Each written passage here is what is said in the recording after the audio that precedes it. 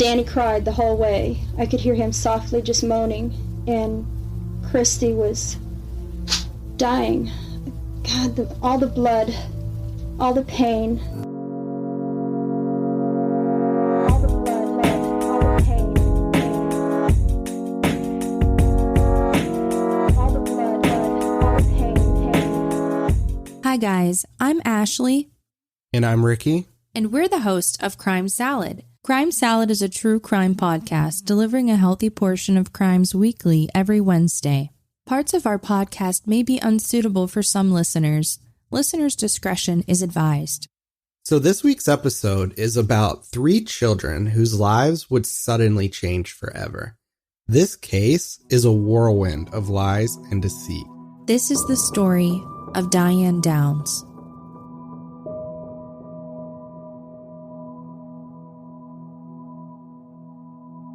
On the night of May 19th, 1983, Diane Downs, a divorced single mother, rushed her red Nissan Pulsar into the emergency room bay of the Mackenzie Williamette Hospital in Springfield, Oregon, with a gunshot wound in her left arm and her 3 children covered in blood.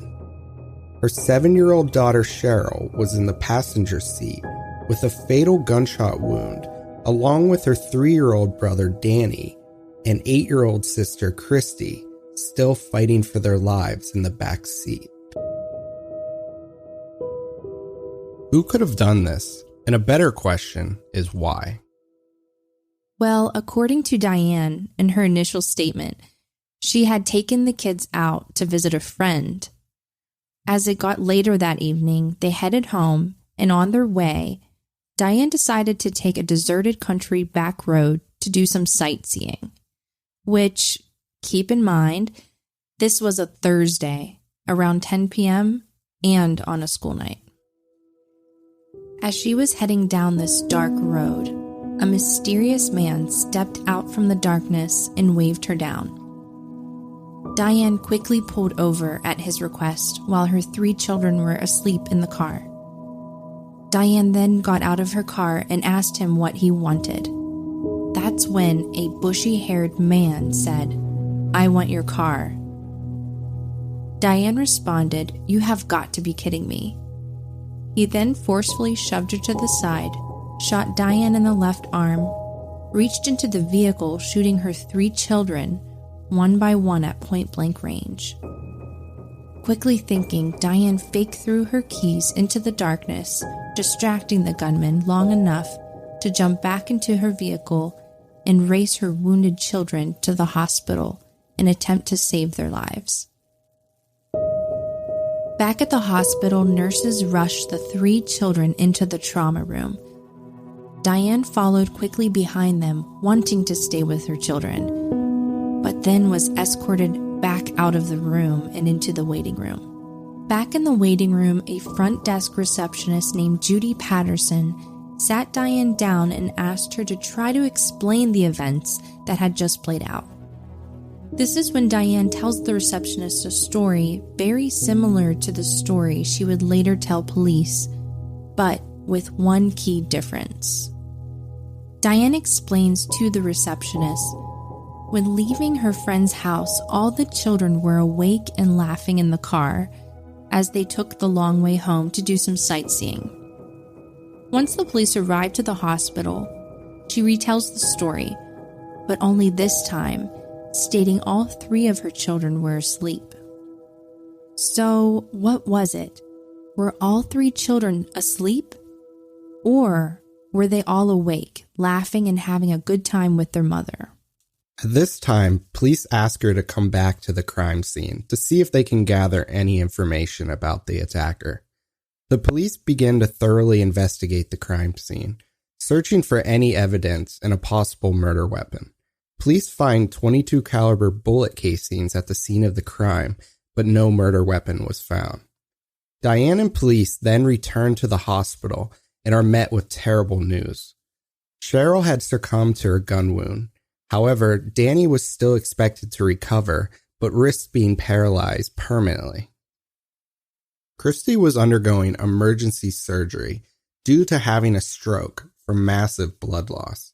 And even after hearing all of this devastating news, Diane showed no emotion, only commenting on how surprised she was that a bullet piercing through Danny's back did not hit his heart. This is where it all starts to get a little suspicious. Things are beginning to not add up. The detective on the case felt Diane was very suspicious. There were a number of things that didn't seem to make sense right off the bat. The first detail sticking out to the detective was, why would you be sightseeing when it's pitch black outside, and with 3 sleeping children in the car? And why would the killer shoot 3 children point blank, but Diane, being the biggest threat, was only shot in the arm? Their suspicions grew greater when Diane would first visit her then 8-year-old daughter, Christy, still recovering in her hospital bed. A dramatic scene played out. When Christy first noticed her mother, her eyes widened with fear as her heart rate drastically increased as it was being monitored on a machine next to her bed. This is where we witness a huge red flag. Diane then suggests to the doctor to pull the plug because she knew her child had brain damage. The doctor responded, "We don't even know if she has brain damage yet. We haven't tested for it." Around this time, police would receive a tip from a witness claiming to see a car matching the same description being driven very slowly towards the hospital on the same road as the incident, going an estimated speed of between 5 to 7 miles per hour. This claim contradicts Diane's original claim that she drove to the hospital at a high speed after the shooting. Further into the investigation, Diane told investigators she had owned 2 weapons. While searching Diane's house, they did find the 2 weapons and ammunition mentioned, but strangely, they also found a box of standard .22 caliber bullets. Bullets that would later perfectly match the bullets removed from herself and her 3 children. The big question following the search of her home was, why would she own bullets for a gun she did not own? With suspicions continuing the rise of Diane's involvement, Diane is adamant that she had nothing to do with it. In interviews with the media, it seemed the more she talked, the guiltier she seemed. Why would I have taken my kids to the hospital? Wouldn't I have made sure they were dead and then cried crocodile tears? That's insane to think that I would do such a thing and then bring the witnesses in against myself. That's crazy. One thing I just can't wrap my mind around is the fact that Diane just pulled her car over for a total stranger on some weird back road, with all 3 of her children still asleep in the car. I mean, this just isn't something a protecting mother would likely do. And as a mother, I can honestly say I would never stop for a strange man waving me down. If anything, I would lock the doors and go faster. Even if I were alone, I still wouldn't stop. Maybe I'd call the police and let them know someone needs help, but my main priority would be keeping my kids safe. Diane is seen on the news reenacting the events for an interview with ABC's 2020. Let's take a second and listen to this clip. From the sound of her voice, it's hard to even imagine this is the same person who lost 1 child and has 2 children still in the hospital fighting for their lives, just 4 days after the shooting. Sitting in the car is Elizabeth Diane Downs, one of the victims of this murder. I'm throwing the keys, okay? I'm throwing the keys. Simulating, yeah? Yes, I go like that. I got in the car, jumped in, put the keys in. I just hit my cast. Started the car and left. The car door shut itself. God. During the reenactment, Diane can be heard laughing, joking, even flirting with the interviewer. It's obvious here. Diane is loving the spotlight. Diane can again be heard complaining about her injury in a second interview, focusing on the inconvenience of not being able to tie her own shoe and the noticeable scar she'll have to live with on her arm for the rest of her life. Everybody says you sure were lucky. Well, I don't feel very lucky. I couldn't tie my damn shoes for about 2 months. The scar is going to be there forever. I'm going to remember that night for the rest of my life, whether I want to or not. I don't think I was very lucky. I think my kids were lucky. If I had been shot the way they were, we all would have died. This part just gives me chills. I just can't believe a mother who actually lost a child can go on talking about her scar that will be on her arm forever. She never once mentions the child that passed away or the kids that are still in the hospital during this interview. Yeah, and it's like every time she talks in the media, it's like she's trying to portray herself as like some type of like hero, you know? Yeah, and this interview as a whole just totally blows my mind. The statements Diane continues to make to the media are not buying her any sympathy from the community. Diane seems to become much more interested in herself and less concerned about her children. We still are left with so many questions. There are so many holes in this case, and after everything, it all seems to point to one person, Diane Downs. But if Diane killed her kids, why? I think to answer this question, we have to dive a little deeper into her relationship history and, more importantly, her total infatuation with men. Diane's ex-husband, Steve Downs, who still lives in Arizona and is now divorced from Diane, assures us their marriage was always shaky. Diane was manipulative and had many affairs during their marriage. In an interview with Steve, he tells police Diane actually owned a third gun. And ironically, the third gun she owned was a .22 caliber pistol, more specifically, a .22 caliber Ruger Mark IV semi-automatic pistol that just so happened to use the same bullets found in her home, and also the same gun police believed was used at the scene of the crime. Police also asked Steve about people who may have been involved in Diane's life at the time. He revealed she was having an affair with a married man back in Arizona a couple months before moving to Oregon. Diane worked for the post office as a postal worker with a man named Robert Knickerbocker. While working with Robert, and after many friendly platonic conversations, the two were starting to get close. Robert was unlike any man Diane had ever been with. He was very caring and thoughtful. The only problem? He was a married man. But this didn't deter Diane.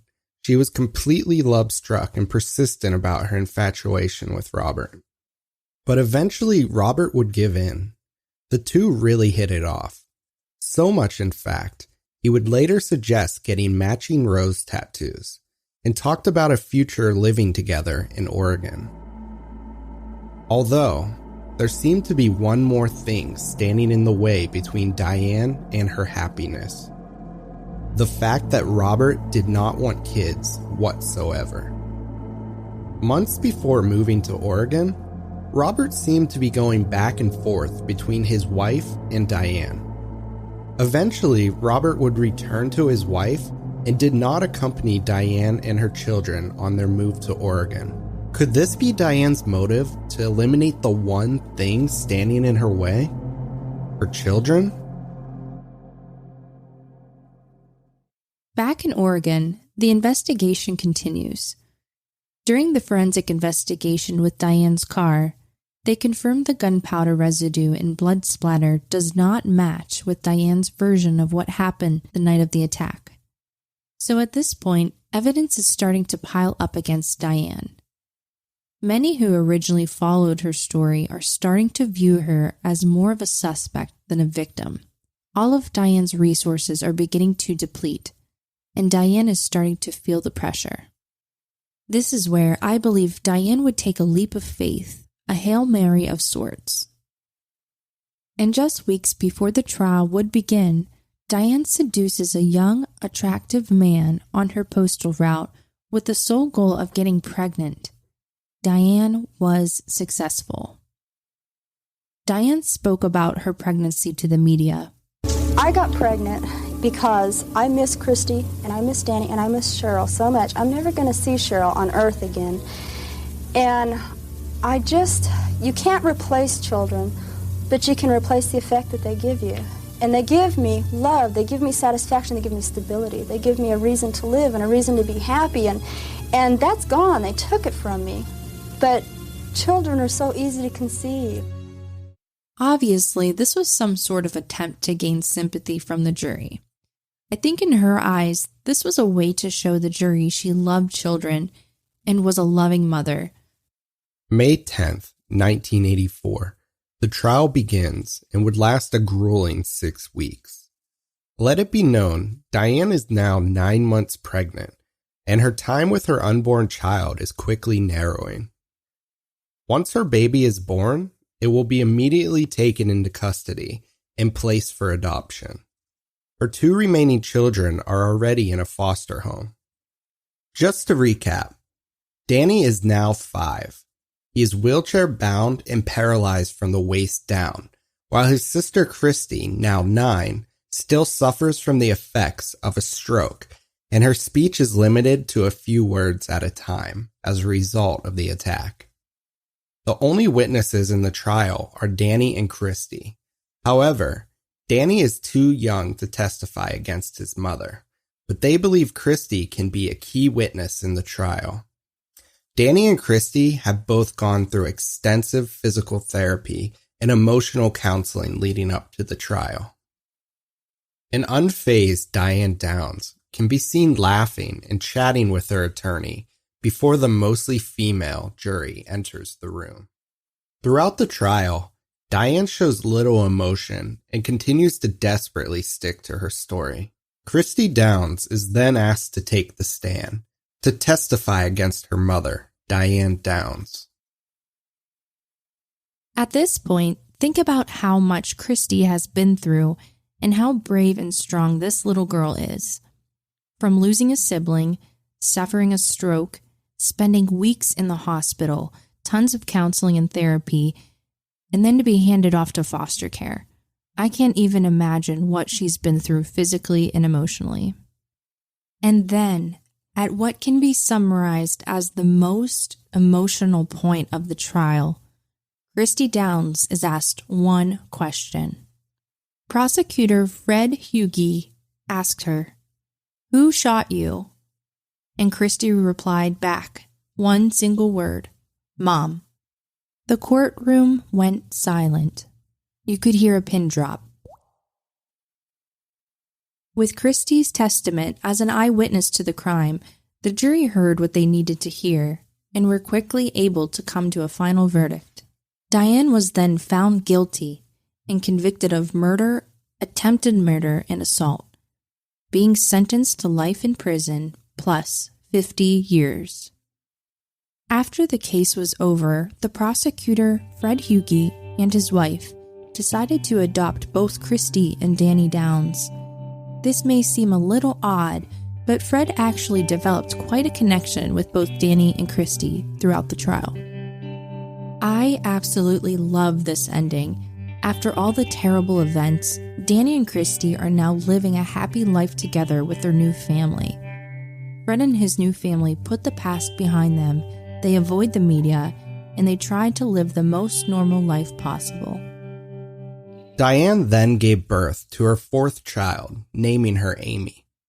She was quickly adopted out to a loving family and given the new name Becky. Growing up, Becky never knew who her biological mother was. It wasn't until she was older that she found out. Out of curiosity, Becky reached out to her biological mother, Diane, by letter, but only to exchange a few back and forth messages before deciding to cut her mother out of her life for good. In July of 1988, Diane would escape from prison.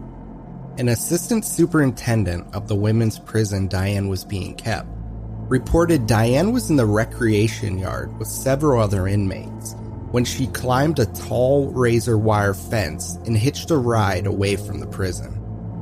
A motion sensor on the fence triggered an alarm, but by the time a guard would reach the yard, Diane had disappeared.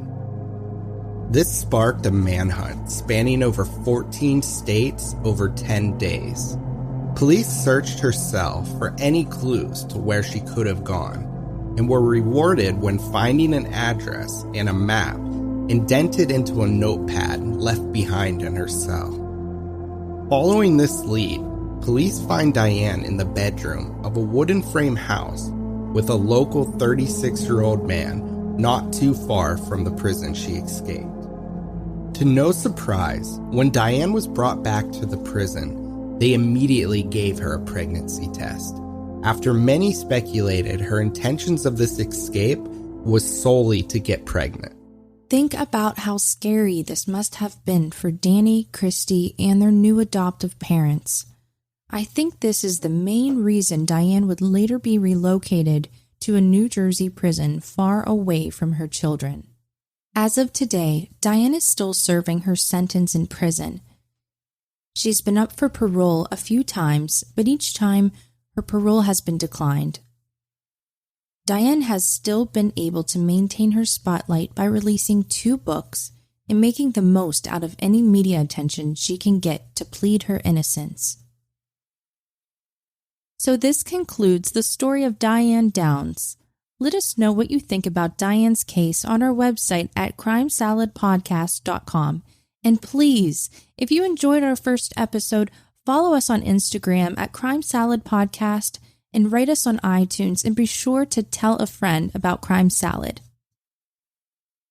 Do you have a case that would be awesome for our podcast? Feel free to reach out to us directly. We'd love to hear from you. And thank you all so much for listening to Crime Salad. Crime Salad is a true crime podcast delivering a healthy portion of crimes weekly every Wednesday. Crime Salad is a Weird Salad production. Are you kidding me?